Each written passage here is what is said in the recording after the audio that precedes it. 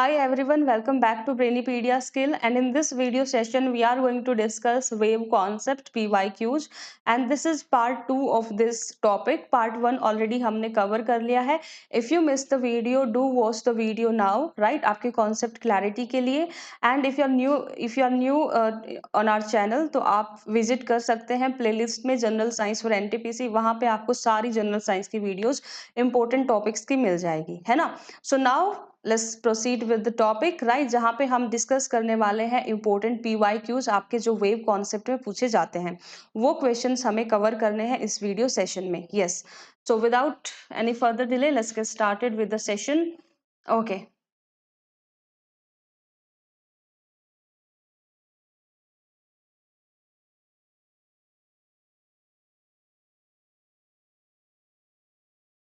Okay, so first 15 questions हमने discuss कर लिए थे पार्ट 1 में.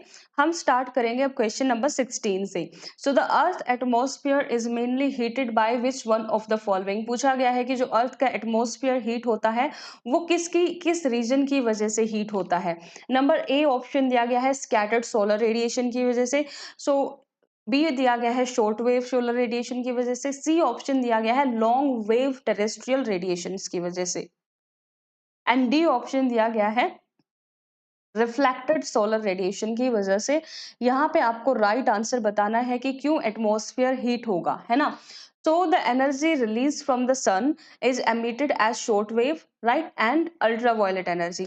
जो सन से हमारे पास एनर्जी आ रही है वो शॉर्ट वेवलेंथ की लाइट की फॉर्म में आ रही है और अल्ट्रावायलेट एनर्जी हमारे पास मेन आ रही है, राइट. सो ये अर्थ पे रीच करती है. इसका कुछ पार्ट अप्रोक्सीमेटली 35% वापस रिफ्लेक्ट कर दिया जाता है स्पेस की तरफ, है ना.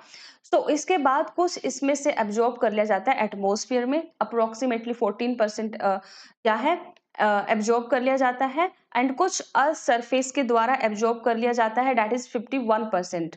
तो 35% को वापस भेज दिया जाता है, 14% को एब्जॉर्ब कर लिया जाता है एटमॉस्फेयर में और 51% को अर्थ सरफेस क्या करता है एब्जॉर्ब करता है. So the insolation received by the earth in short wave form and heat up it the surface. तो यहाँ पे जो मेन आपका आंसर रहेगा कि जो हीटिंग रहेगी वो क्यों रहेगी, है ना. सो मेन आपका जो ये आंसर रहेगा कि जो अर्थ एटमॉस्फेयर की जो हीटिंग है वो क्यों होती है, ये आपसे पूछा गया है. ठीक है, इतना समझ में आया शॉर्ट वेव रेडिएशन वाला. अब जो मेन कॉन्सेप्ट यहाँ पे आपको अप्लाई करना है, जो जब अर्थ ने वो हीट को एब्जॉर्ब कर लिया, लॉन्ग वेव को एब्जॉर्ब कर लिया, सॉरी शॉर्ट वेव को एब्जॉर्ब कर लिया, अब वो उनको लॉन्ग वेव में कन्वर्ट कर देती है. तो जो अब हीट अर्थ रेडिएट करने वाली है वो लॉन्ग वेव की फॉर्म में करने वाली है, जो कि लॉन्ग वेव टेरेस्ट्रियल रेडिएशन हम जिसको बोलेंगे. तो यहाँ पे आपसे यही पूछा गया है कि earth atmosphere is mainly heated by which one of the following. तो जो एब्जॉर्ब होने के बाद अर्थ सरफेस में से जो हीट वापस से रेडिएट होती है वो लॉन्ग वेव रेडिएशन की फॉर्म में रेडिएट होती है. तो यहाँ पे जो आपका राइट आंसर रहेगा वो सी रहेगा, that is the long wave terrestrial radiation आपका यहाँ पे राइट आंसर रहेगा. So this is long wave terrestrial radiation, आपका ये सही राइट आंसर रहेगा. उसके बाद बात करते हैं क्वेश्चन नंबर 17 की. That is the atmosphere is mainly heated by the. Atmosphere mainly heat कैसे होता है ये आपसे पूछा गया है. यस, तो एटमॉस्फेयर मेनली हीट कैसे होता है ये पूछा गया है. अगेन आपको जो ऑप्शंस दिए गए हैं वो दिया गया है. ए ऑप्शन दिया गया है long wave terrestrial radiation, B option दिया गया है short wave radiation, C option दिया गया है reflected solar radiation and D option दिया गया है more than one of the above and E option दिया गया है नॉन ऑफ द अबव. यहाँ पे आपको राइट आंसर बताना है कि राइट आंसर आपका क्या रहेगा, है ना. So the atmosphere is mainly heated bye, किससे मेनली हीट होता है एटमॉस्फेयर. अभी हमने करा था सारा मेन कॉन्सेप्ट कि अर्थ का जो अर्थ हीट होगी, जो सोलर रेडिएशंस आएंगी और उसके बाद वो एक रेडिएटिंग बॉडी बन जाएगी और लॉन्ग वेव की फॉर्म में वो रेडिएशंस को रेडिएट करेगी, है ना. सो जिसकी वजह से जो अर्थ का एटमॉस्फेयर है वो हीट अप हो जाएगा, है ना. सो इस प्रोसेस को ही बोला जाता है टेरेस्ट्रियल रेडिएशन. और कैसी वेव से टेरेस्ट्रियल रेडिएशन हो रहा है, लॉन्ग वेव से हो रहा है. तो यहाँ पे लॉन्ग वेव टेरेस्ट्रियल रेडिएशन आपका राइट आंसर आ जाएगा. सो क्वेश्चन नंबर 17 का जो राइट आंसर रहेगा वो रहेगा long wave terrestrial radiation. Yes, long wave terrestrial radiation यहाँ पे राइट आंसर रहेगा. उसके बाद बात करते हैं what is the distance between two successive crest. और टू सक्सेसिव ट्रफ कोल्ड। अब यहाँ पे इस तरह से आपके ये वेव रहती है, ट्रांसवर्स वेव, और यहाँ पे इस तरह से आपके क्या रहते हैं, क्रस्ट एंड ट्रफ बने रहते हैं इस तरह से। तो अब पूछा गया है कि जो दो सक्सेसिव क्रस्ट के बीच में या ट्रफ के बीच में डिस्टेंस होगा, ये जो डिस्टेंस है, राइट, ये जो डिस्टेंस है, पूछा गया है कि इसको क्या बोलेंगे, राइट, तो इसको क्या बोलेंगे, इसको बोलेंगे वेवलेंथ, है ना। सो यहाँ पे जो राइट आंसर रहेगा वो वेवलेंथ रहेगा, है ना, right. So the distance between two successive crest और two successive trough is the wavelength. और ये क्रस्ट एंड ट्रफ कहाँ पे बनते हैं, आपके ट्रांसवर्स वेव में बनेंगे, है ना, ट्रांसवर्स वेव में बनेंगे, ये आपको याद रखना है, right, this is important concept. तो ये आपको याद रखना है कि कहाँ पे आपके ये क्रस्ट एंड ट्रफ बनते हैं, ट्रांसवर्स वेव में बनते हैं। देन बात करते हैं क्वेश्चन नंबर 20 की। क्वेश्चन नंबर 20 में पूछा गया है that the velocity of electromagnetic wave is. Electromagnetic wave की वेलोसिटी पूछी गई है, right, the velocity of electromagnetic wave is. बहुत इंपॉर्टेंट क्वेश्चन है अगेन, राइट। सो इलेक्ट्रोमैग्नेटिक की वेलोसिटी पूछी गई है, दैट इज आप ये जो इसकी रहती है वो सेम स्पीड रहती है जो लाइट की स्पीड रहती है। तो जो लाइट की स्पीड आपको पता है कितनी रहती है, यस, कितनी रहती है लाइट की स्पीड, 3 इंटू 10⁸ मीटर पर सेकेंड रहती है ना। सो यहाँ पे जो राइट आंसर रहेगा वो ए रहेगा, दैट इज 3 इंटू 10⁸ मीटर पर सेकेंड आपकी यहाँ पे स्पीड रहेगी इलेक्ट्रोमैग्नेटिक रेडिएशन की। ओके, सो क्वेश्चन नंबर 20 में आपको क्या करना है, अब यहाँ पे पूछा गया है कि इलेक्ट्रोमैग्नेटिक वेव की क्या वेलोसिटी होगी। सो इलेक्ट्रोमैग्नेटिक वेव की वेलोसिटी होगी आपकी 3 इंटू 10⁸ मिली मीटर पर सेकेंड, राइट, 3 इंटू 10⁸ मीटर पर सेकेंड आपकी लाइट की स्पीड रहती है, वही सेम स्पीड इलेक्ट्रोमैग्नेटिक वेव्स की भी रहेगी।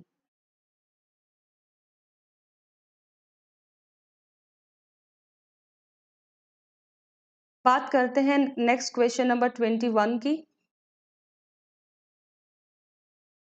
जिसमें पूछा गया है कि विच one of the following is not an example of electromagnetic wave. पूछा गया है कि इसमें से कौन सी इलेक्ट्रोमैग्नेटिक वेव नहीं है, कौन सा इलेक्ट्रोमैग्नेटिक वेव का एग्जाम्पल नहीं है। ए ऑप्शन दिया गया है एक्स रेज, बी ऑप्शन दिया गया है सॉरी, ए ऑप्शन दिया गया है गामा रेज, बी ऑप्शन दिया गया है एक्स रेज, सी ऑप्शन दिया गया है ultraviolet, and D option दिया गया है सुपरसोनिक वेव्स, राइट। तो यहाँ पे gamma, X ray, ultraviolet वो सब आपका इलेक्ट्रोमैग्नेटिक वेव्स का स्पेक्ट्रम के कंपोनेंट रहते हैं। सो ये सब तीनों X rays, gamma rays, ultraviolet, ये आपकी कैसी वेव्स रहती हैं, ये इलेक्ट्रोमैग्नेटिक वेव्स रहती हैं।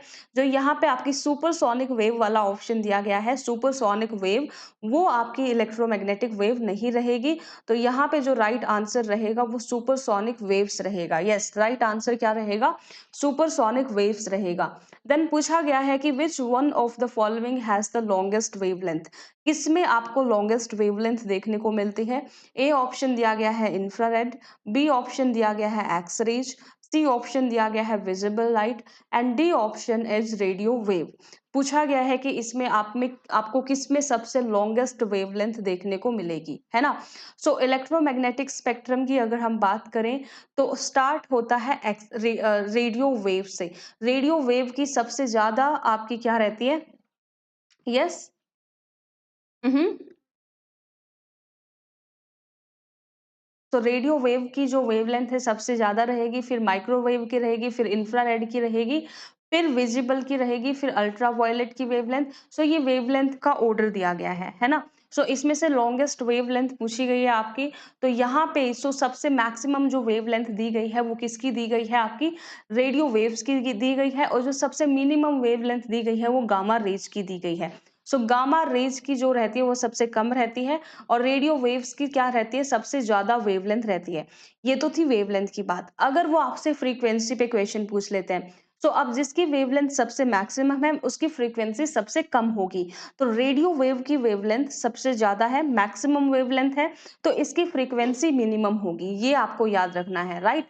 अगर वेवलेंथ मैक्सिमम है तो फ्रीक्वेंसी मिनिमम होगी, राइट? यस। सो रेडियो वेव की वेवलेंथ मैक्सिमम है तो उसकी वेवलेंथ मिनिमम होगी। ये आपको याद रखना है। गामा रेज की वेवलेंथ मिनिमम है तो उनकी जो फ्रीक्वेंसी है वो मैक्सिमम होगी, राइट? इस तरह का आपको ये रिलेशन देखने को मिलता है, तो ये आपको याद रखना है। देन नेक्स्ट बात करते हैं क्वेश्चन नंबर 23 की, जिसमें पूछा गया है कि which of the following electromagnetic radiation has the maximum energy, कि कौन से इलेक्ट्रोमैग्नेटिक रेडिएशन में मैक्सिमम एनर्जी आपको देखने को मिलती है, ये आपसे पूछा गया है।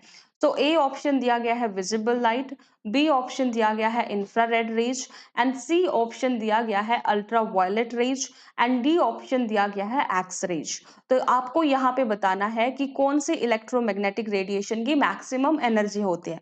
अब मैं आपको एक कॉन्सेप्ट बता देती हूँ, जिसकी फ्रीक्वेंसी सबसे ज्यादा होती है उसके पास सबसे ज्यादा एनर्जी रहेगी, राइट? ये क्वेश्चन ना काफी टाइम पूछे जाते हैं और अलग अलग तरह से फ्रेम कर दिए जाते हैं, बट अगर आपने एक बार इलेक्ट्रोमैग्नेटिक स्पेक्ट्रम याद कर लिया, राइट, वेवलेंथ को ध्यान में रखते हुए और फ्रीक्वेंसी को ध्यान में रखते हुए, आपका कोई भी क्वेश्चन नहीं छूटेगा पेपर में, है ना? सो अब इन्होंने पूछा है कि मैक्सिमम एनर्जी किसकी होगी। सो मैक्सिमम एनर्जी उसकी होगी जिसकी मैक्सिमम फ्रीक्वेंसी होगी और मिनिमम वेवलेंथ होगी, है ना? सो अब देख लो, जो रेडियो वेव है ना, राइट, जो इंफ्रारेड वेव है, उस रेडियो वेव हो गई, माइक्रोवेव हो गई, इंफ्रारेड वेव होगी, उनकी तो जो वेवलेंथ है वो मैक्सिमम रहती है। अगर वेवलेंथ मैक्सिमम है तो वहां पे जो फ्रीक्वेंसी है वो कम मिलेगी, फ्रीक्वेंसी कम मिलेगी तो एनर्जी भी कम होगी, है ना? अब आपको यहाँ पे देखना क्या है, एनर्जी पूछी गई है, तो आप मैक्सिमम फ्रीक्वेंसी वाला ऑप्शन सेलेक्ट करोगे। तो यहाँ पे एक्सरेज की सबसे ज्यादा मैक्सिमम फ्रीक्वेंसी रहती है, तो इसकी ही एनर्जी मैक्सिमम रहेगी। तो यहाँ पे आपका जो राइट आंसर रहेगा वो एक्सरेज रहेगा, है ना? यस, एक्सरेज आपका यहाँ पे राइट आंसर रहेगा। तो एक्सरेज को हम यहाँ पे टिक कर देते हैं कि ये हमारा राइट आंसर रहेगा। उसके बाद बात करते हैं,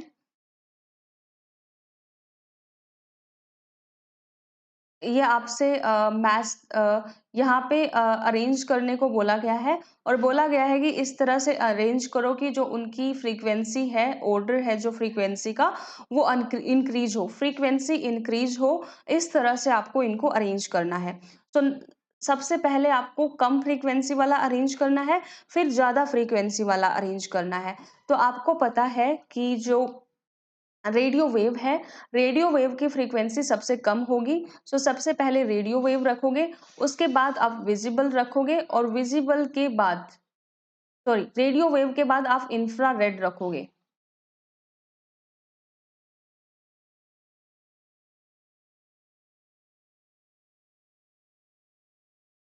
तो यहाँ पे आप सबसे पहले रेडियो वेव रखोगे, रेडियो वेव के बाद इंफ्रारेड वेव रखोगे, क्योंकि उसके बाद इंफ्रारेड वेव आती है, राइट?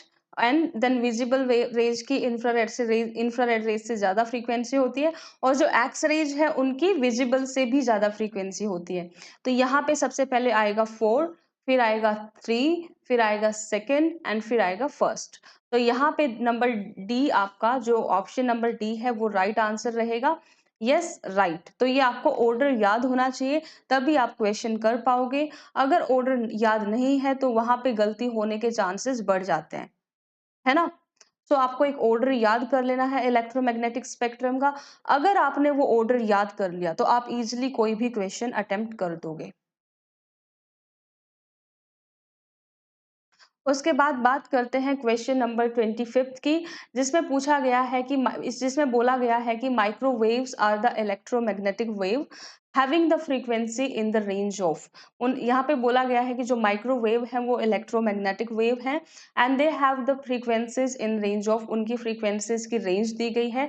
तो यहाँ पे जो रेंज दी गई है माइक्रोवेव की वो बताना है आपको। तो जब आप इलेक्ट्रोमैग्नेटिक स्पेक्ट्रम करोगे तो नीचे ही रेंज भी दी जाती है इलेक्ट्रोमैग्नेटिक स्पेक्ट्रम में, तो वो रेंज भी आपको याद कर लेनी है। तो यहाँ पे 300 M megahertz to 300 gigahertz आपकी यहाँ पे रहेगी। तो यहाँ पे डी ऑप्शन नहीं होगा, राइट? देखो कहाँ पे दिया गया है इससे मिलता-जुलता। यस, तो 300 मेगाहर्ट्ज़ कहाँ पे दिया गया है?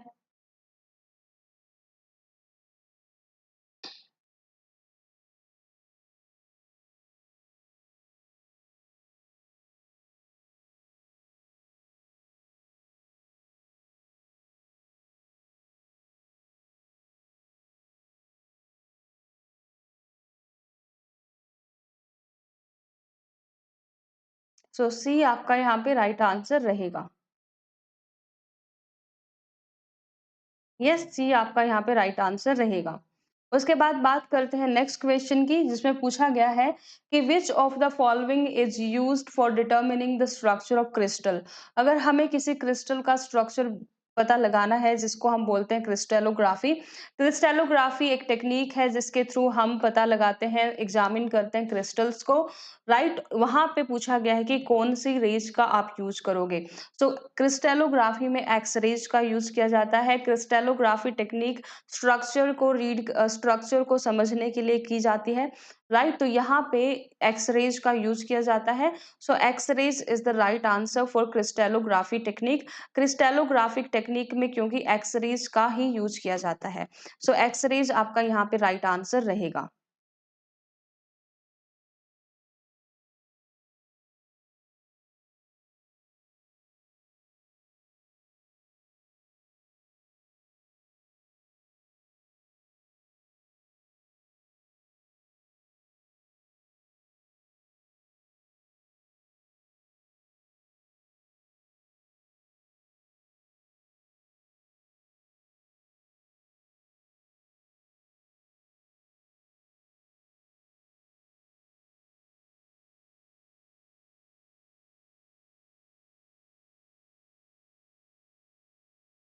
तो नेक्स्ट क्वेश्चन में आपसे पूछा गया है कि a radar which detects the presence of an enemy aircraft uses. Aircraft किस रेडिएशन का, किस वेव का यूज करता है, ये आपसे पूछा गया है और ये क्वेश्चन काफी टाइम पूछा गया है, बहुत सारे एग्जाम्स में पूछा गया है, तो ये क्वेश्चन आपका इंपॉर्टेंट है। सो पूछा गया है कि रडार में आप क्या यूज करोगे, कौन सी वेव का यूज किया जाता है। ए ऑप्शन दिया गया है लाइट वेव, बी ऑप्शन दिया गया है रेडियो वेव, सी ऑप्शन दिया गया है sound wave and D option दिया गया है अल्ट्रा साउंड वेव। तो यहाँ पे जो आपका राइट आंसर रहेगा, जो रडार में आप वेव यूज करते हो, वो वेव है रेडियो वेव। आप रेडियो वेव रडार में यूज करते हो। सो बी आपका यहाँ पे राइट आंसर रहेगा क्वेश्चन नंबर 27 का। यस एवरीवन, तो यहाँ पे बी हम आंसर टिक कर देते हैं इस ऑप्शन के लिए, that is radio wave radar में यूज करी जाती है। Yes, okay. देन बात करते हैं which one of the following type of wave are used in a night vision apparatus. अगर हम कोई नाइट विजन अपैरेटस यूज कर रहे हैं, तो उसमें आप कौन सी वेव यूज करोगे। ए ऑप्शन दिया है रेडियो वेव, फिर माइक्रोवेव, फिर infrared wave, none of these. तो इंफ्रारेड इनमें से इंफ्रारेड वेव जो आपकी वेव है, right, that is the type of electromagnetic radiation with longer wavelength, है ना। राइट, तो उन compare to those of the visible light, है ना। So it is used in night vision equipment when there is insufficient visible light we have to see, right। तो ये soldiers use करते हैं टारगेट को फाइंड आउट करने के लिए, हिडन बॉम्ब्स को फाइंड आउट करने के लिए। तो यहाँ पे इंफ्रारेड वेव्स का यूज किया जाता है, ये आपको याद रखना है। सो क्वेश्चन नंबर 30 का जो राइट आंसर रहेगा वो रहेगा infrared waves. Yes, infrared waves यहाँ पे राइट आंसर रहेगा।